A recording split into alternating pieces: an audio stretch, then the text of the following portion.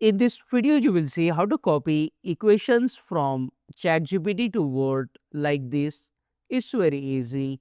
First, what you need to do is go to the Insert tab here, and at the right hand side, you will see the option of equation. Click on this option to get this equation box in the Word document. Now go to the ChatGPT and, for example, type latex. So this is important. First you need to type the latex, and then, for example, quadratic equation.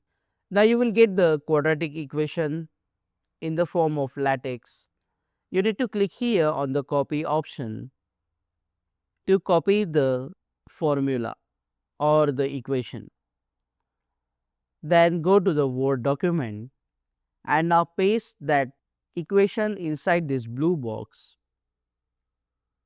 Make sure you have latex turned on here. Then go to the convert option here and select the option all professional. Now this will convert the text, the latex text, to the equation. Like this you can copy all the equations from ChatGPT to Word quickly. Click on that like button, comment below and let me know if this video solved your problem. And don't forget to check out these useful videos if you want to know how to copy table from ChatGPT to Word. See you again in the next one.